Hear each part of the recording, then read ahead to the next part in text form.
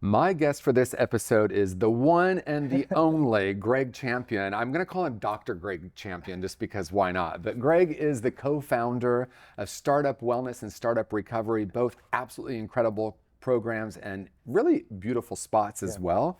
Welcome to the show. Thank you, TJ. So good to be here, Good seeing you. It's good to be here. It's good to be here with you and to be in the world. Yeah. I always want to say to you that no matter what room I find you in, you're always so positive.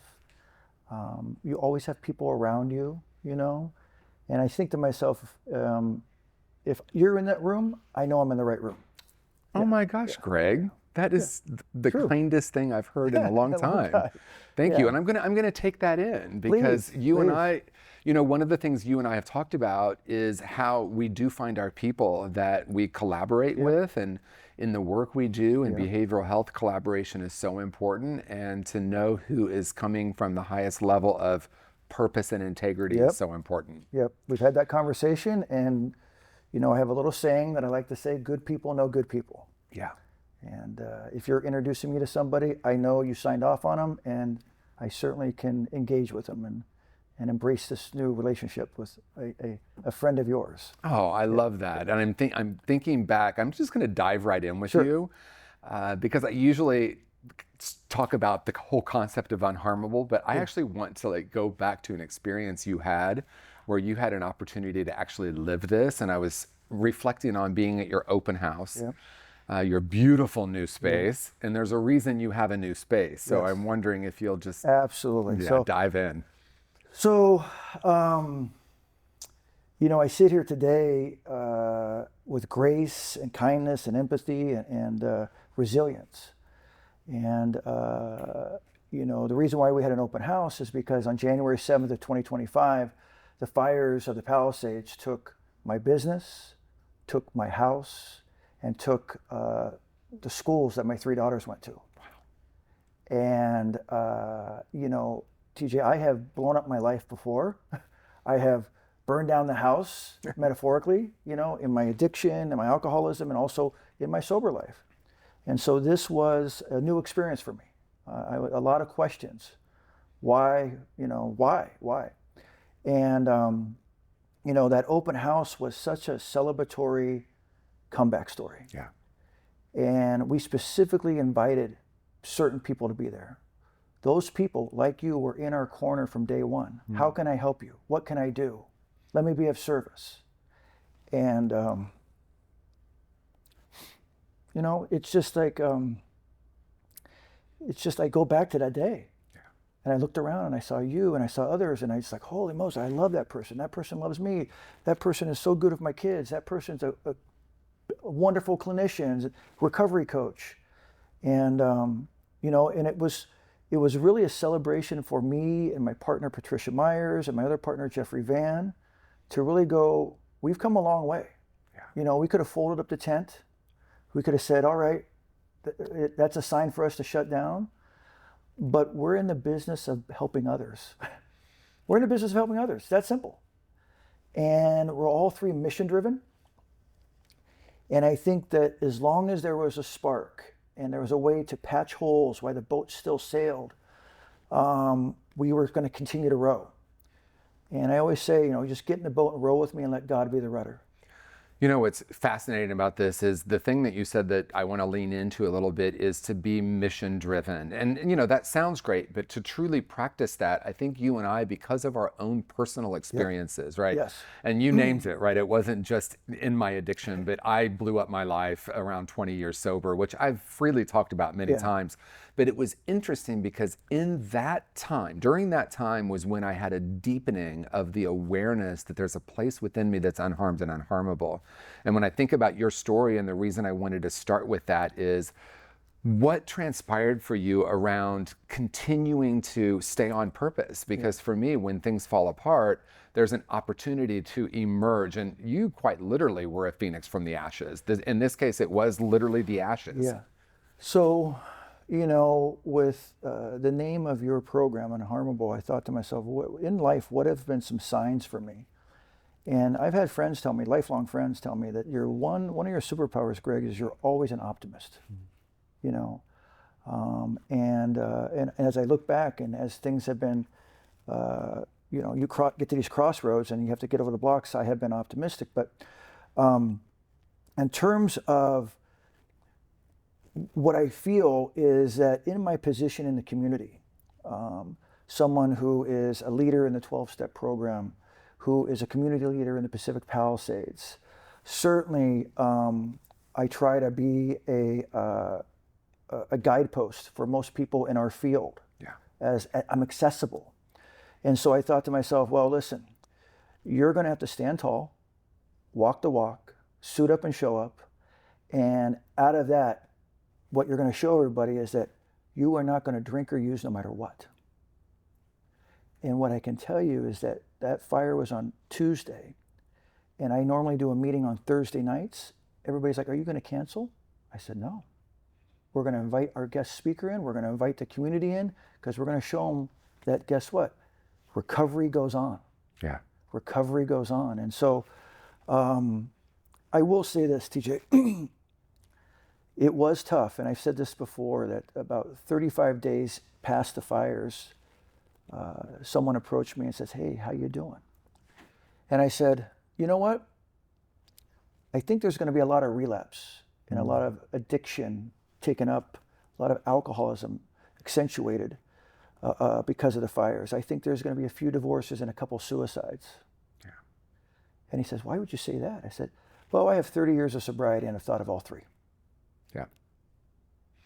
Yeah, and to understand that, and that really, I think, is so important for us to move into, because what within you prevented you from those choices is what I want to focus on. Yeah. And also this idea, or this commitment, really, because it is a moment-to-moment decision, not only for recovery, but also for tapping into purpose. Because I've had plenty of moments, whether it be growing a business, certainly with conscious recovery and all its different evolutions that it's had, when I'm thinking about me and what I'm going to get, it just doesn't go well. It becomes really practical. When I tap into the purpose and remember that that's why, remembering the why allows doors to open. And I'm in the midst of it right now. You know, I have a board, and we were kind of ideating all these different possibilities for the next iteration. And then I just got really clear, it's time to pause, and it's time to do a visioning.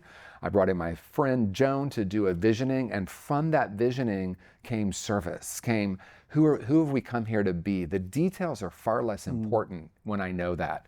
So I think that in itself allows me to not only have purpose in the world, but to keep going in my own recovery, because I can't do this work unless I'm doing my own inner work. And that becomes the most important piece as I'm trying to be of service to others. So I love that you brought up service. It is really a foundation of our mission. And I can tell you a story. About 6 months ago, as we were rebuilding, I went and asked an old friend, a mentor, if he would invest in our company. And he said no. And then at the end of the conversation, he says, I'm going to go in for back surgery tomorrow. And my first thing in my mouth is like, do you need a ride to the hospital? What can I do for you? And even though I may have been disappointed by the news he brought to me, I was already in service mode. I was already, hey, what can I do? I'm just geared that way. And what I will tell you is this, you know, my last name is Champion. And for many years, I struggled because I'd have to wake up and be a champion. And what happened for me as I got into this field, as I learned from some good people, as I began to create a recovery brand, that if you look at the Webster's Dictionary of champion, the first part is the noun, which is leader, you know, winner, all that kind of stuff. If you look at the verb, it's someone who champions others' causes. And that's my mission. It's so fascinating, because I have long realized, I started working in the behavioral health field in 2008, and it became really clear to me that people were either viewing through the lens of competition or cooperation.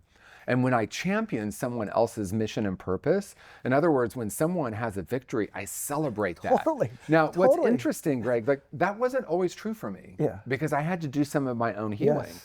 You know, earlier in my recovery, I would have been disappointed. I would have withheld service. But I came to understand that this wasn't only for the other person. Yep. This was really for my own well-being and my own ability to thrive. And there was something about doing enough of my own healing because, look at the world today and look at the polarization we're experiencing.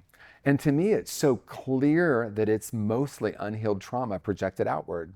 This othering, right? Yes. This idea that I have to agree with everything. Like you and I are friends.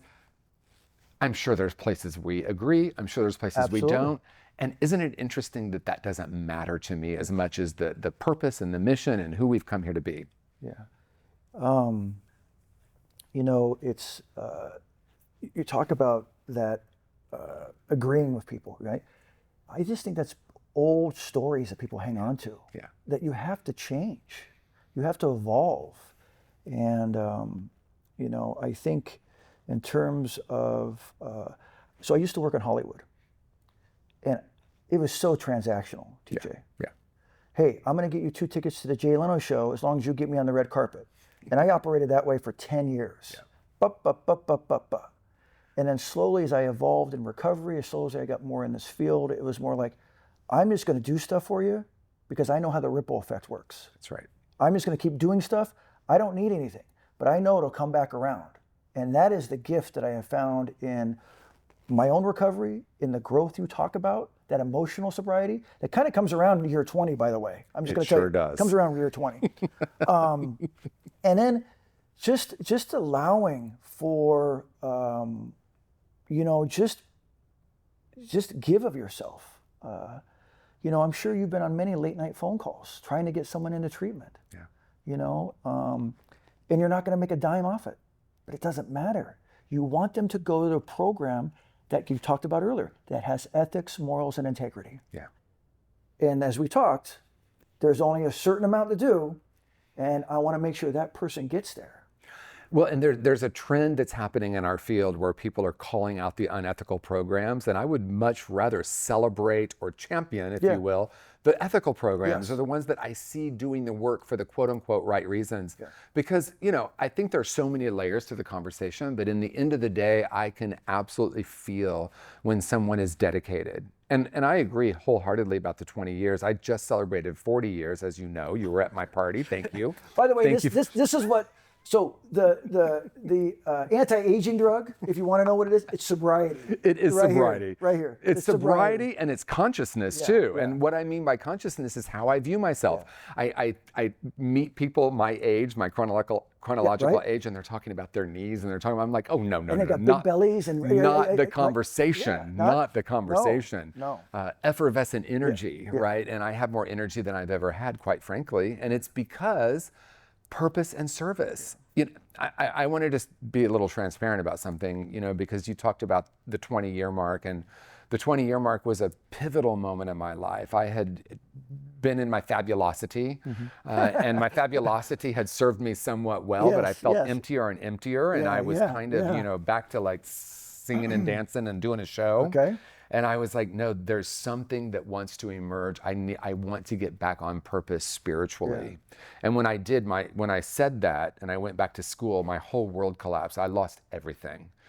House, partner, business, lost it all in a very dramatic way. And it was in that moment that I think 2 things happened. One, I absolutely knew I needed to get more deeply in touch with the place within me that is essential, not the personality self. And there was a 72-hour period where I just closed the curtains and didn't leave my house. And I'm like, I will stay here until I get this at a deeper level. But what came through is life is about service. And in my greatest, most painful moments, I know to be of service to others. And when I'm doing that, not only do doors open, but I feel fulfilled and happy. And there's nothing like being a catalyst for and a witness to someone's transformation. Yeah. It's the greatest gift in the world. Yeah. When the light goes on, the light goes on is magical. When people get married, open businesses, have kids, thrive. I just got, on 4th of July, I just got a nice picture from an alumni from Startup Recovery. And 18 months ago, his wife was serving him with divorce papers. Wow. And through the work he did on his own, as well as what we did with him, it was this beautiful picture of her leaning into him, both with big smiles, each with a kid in their arms, with the son over there. And I literally was watching a soccer game, and I started tearing up. And all my guys watching the soccer game, like, what are you doing over here? What are you doing crying over here? I'm like, oh, it's not. They thought it was about the soccer, but no, it was about this beautiful picture that had been sent. And you know what? It's a legacy. Yeah, TJ, it's a legacy. If you think about the lives that you have transformed, that have gone on to do other things, that have their own legacy, it's your legacy in terms of you doing that. You are the roots in the trunk of that tree that goes out there in terms of all the people you've touched, you know? I want to acknowledge a future guest, Dr. Krista Gilbert, one of my favorite humans in our field, and she was my first clinical supervisor, and we're very close.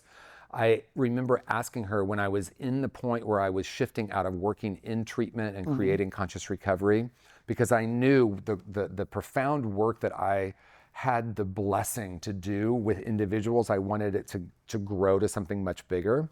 And I went to her because she had transitioned out of being a clinician, which she still is a clinician, Sure. but into leadership.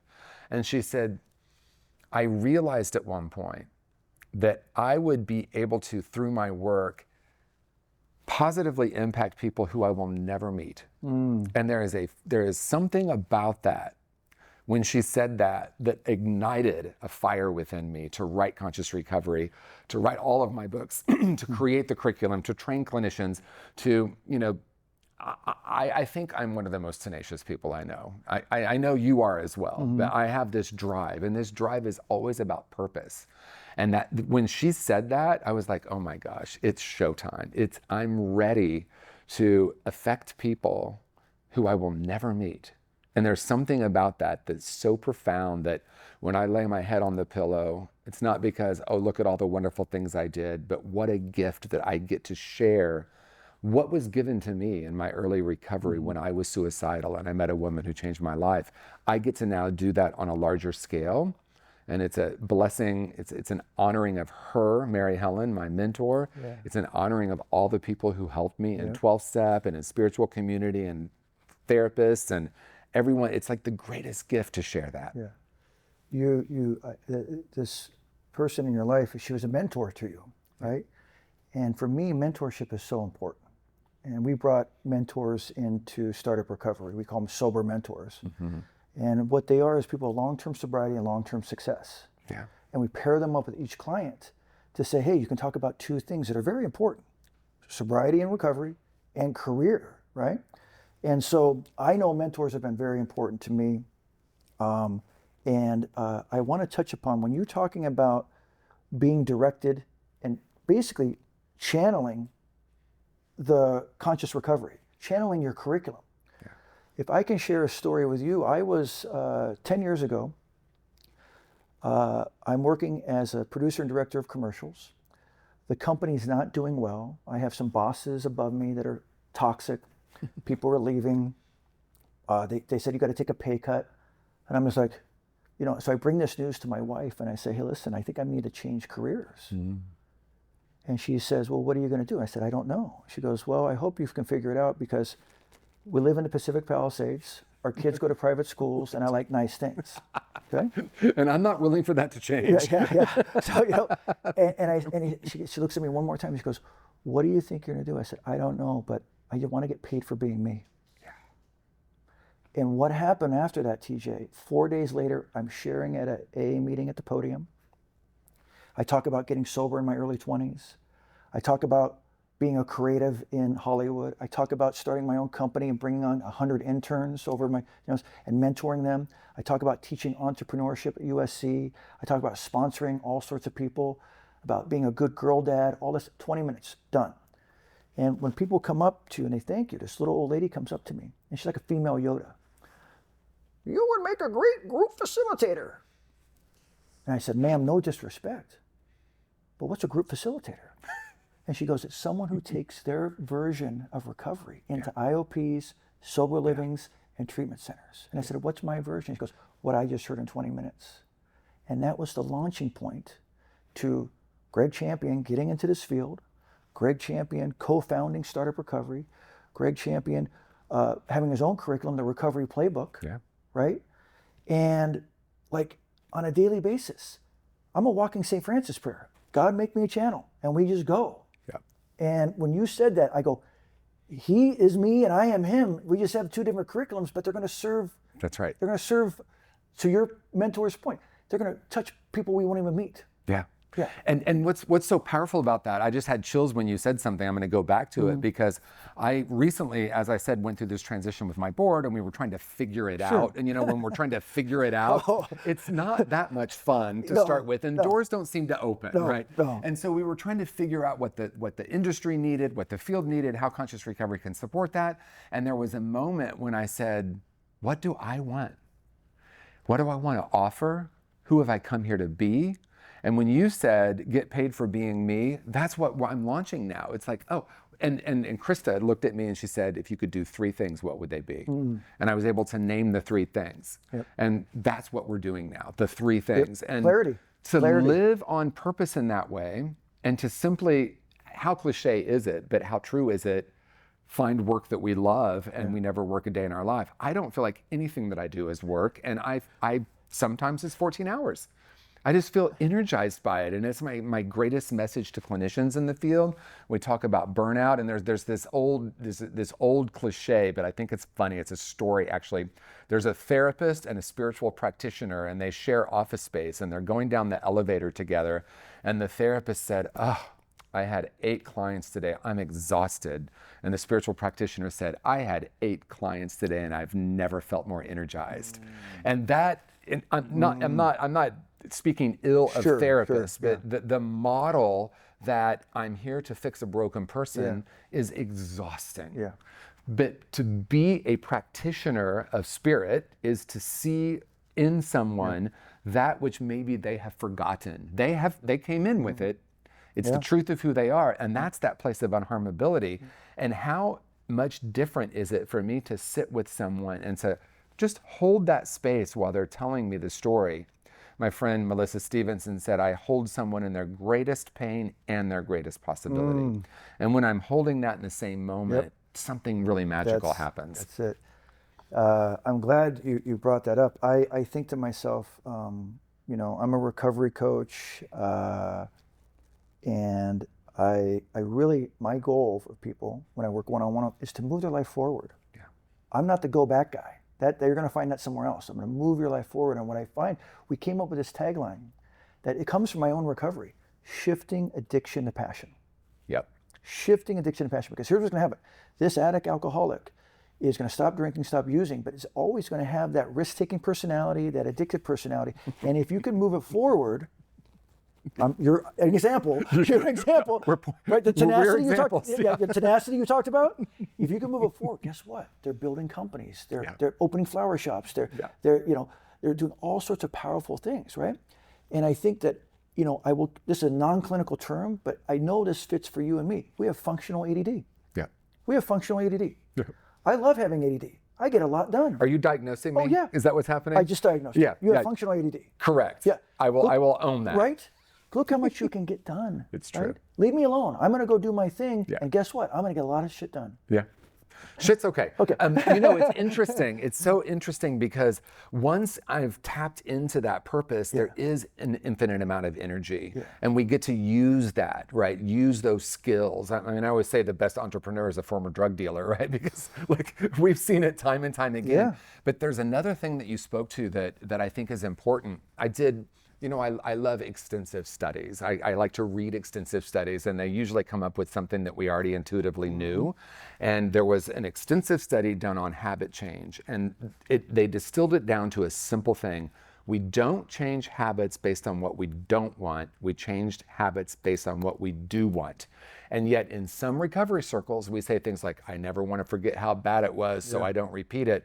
That is important in the beginning, but there's a short shelf life. And what I hear you say is, what do I want to create now? Who have I come here to be now? How do I take this that may be burnt down, in your case, literally.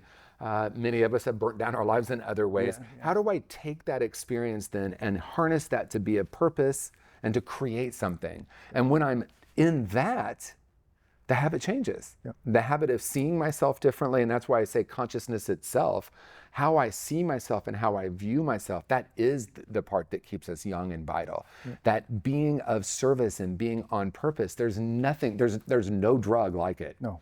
It is a much better high than any drug I ever took. Amen, brother. Amen. Yeah, you know, let me see here what I was going to say here. Yeah, what I want to say.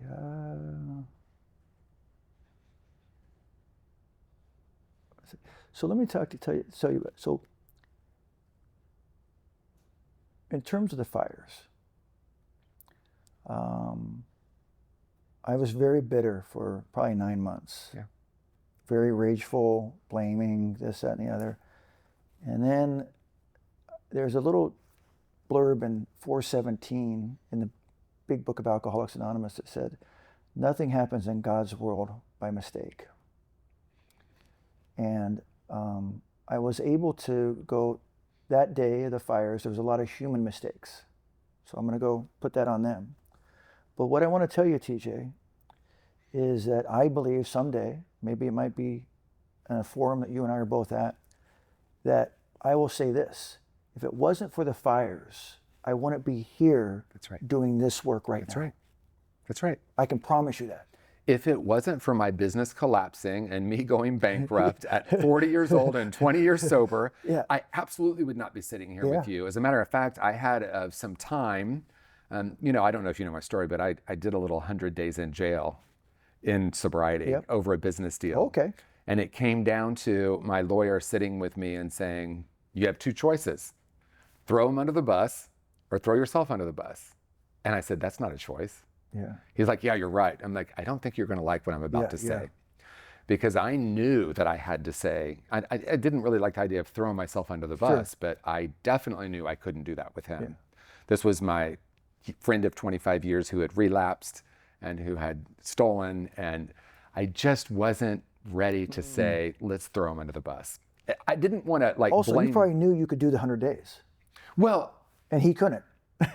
That's interesting. I've never thought of that. Yeah. But I want to share with you, because I don't talk about it a lot. Yeah. It was actually 108 days, which is the number of beads on the Japa Mala. You're supposed to say your mantra 108 times. So it was 108 days of a meditation that was extremely painful. I'm not going to candy coat that. Sure. There was incidents that happened that I've never talked about yet that were deeply painful. But there was a mental health professional that came to me. I mean, I knew to ask for a mental health professional when I got there. Yeah, good. And she came to me at 7 days and said, can I transfer you to the treatment program? I know you don't need treatment, but maybe you can help some people.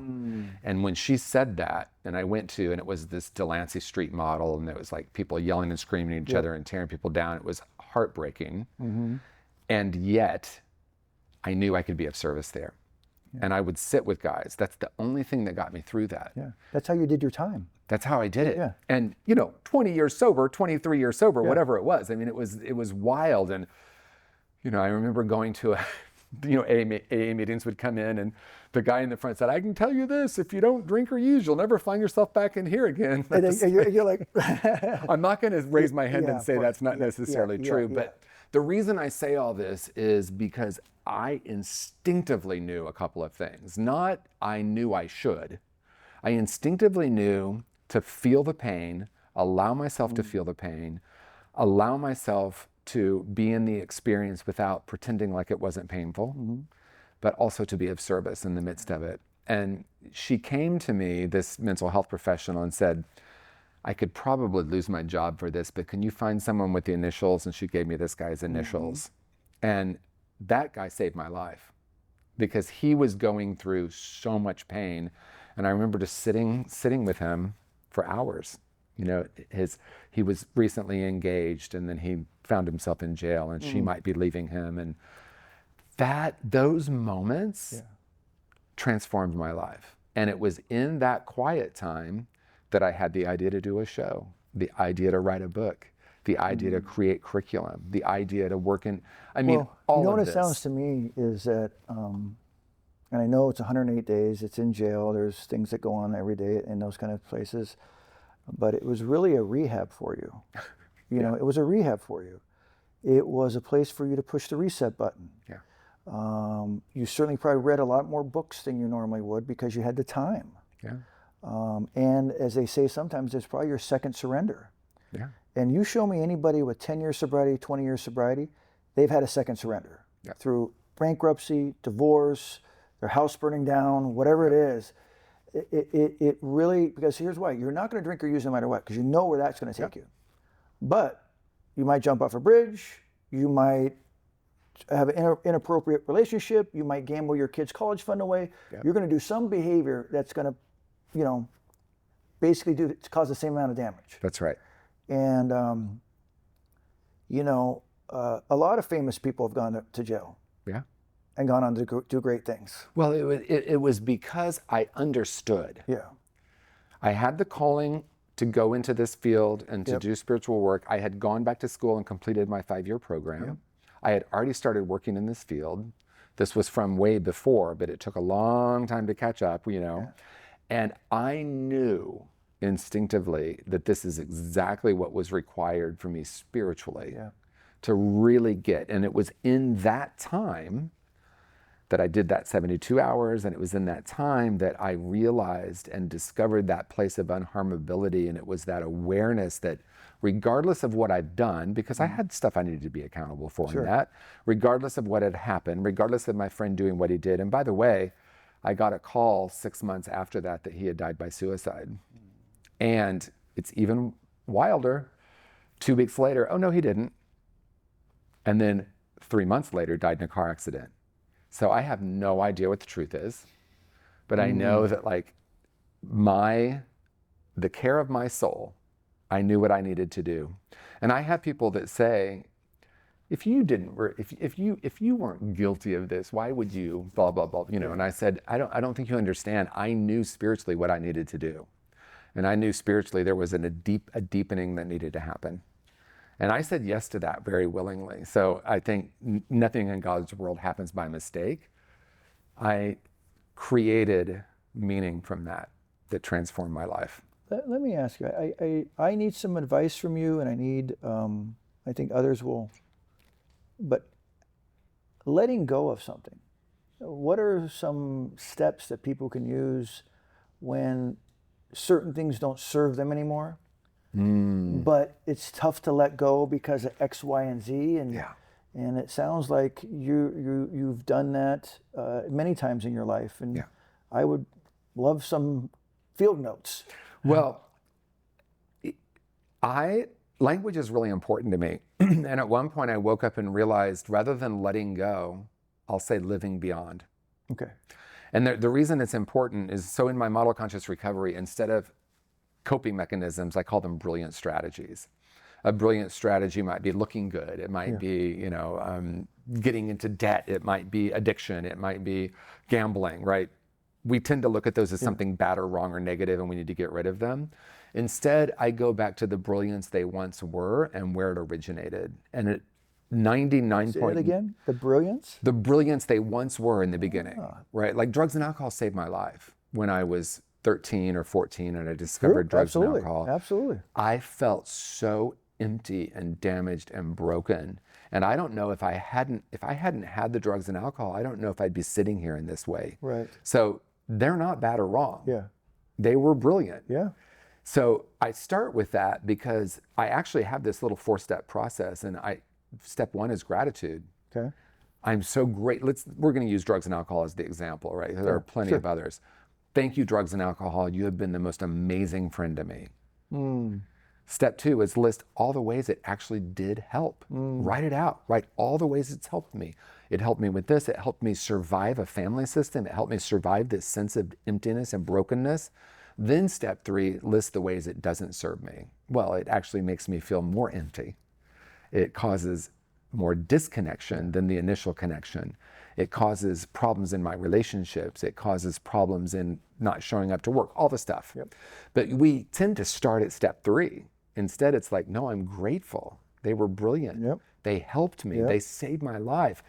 They're no longer serving me. And step 4 is super simple. what do I really want? And when I say what I really want is love and connection, then I can realize that that strategy isn't getting me what I want. And when I get in touch with what I want, the strategy changes. So I don't have to let it go.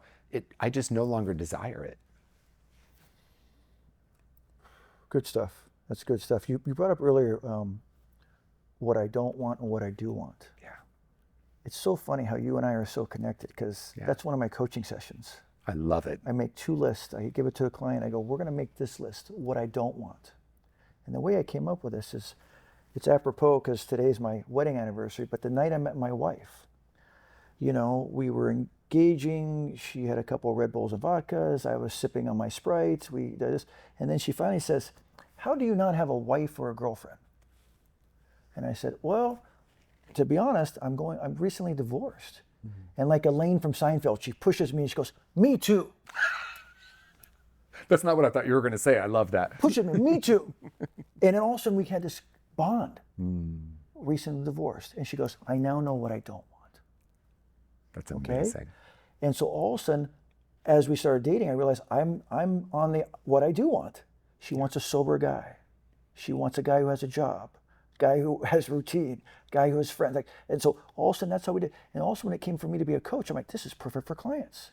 Because I can't give you what you do want until you clean the slate of what you don't want. It is so true. The release is so important. Yeah. But what I love about what we're saying is, like, once I have said to myself, this no longer serves me, this is not getting me what I want, I release this, then I pivot to what I do want. And then that's when everything starts to change.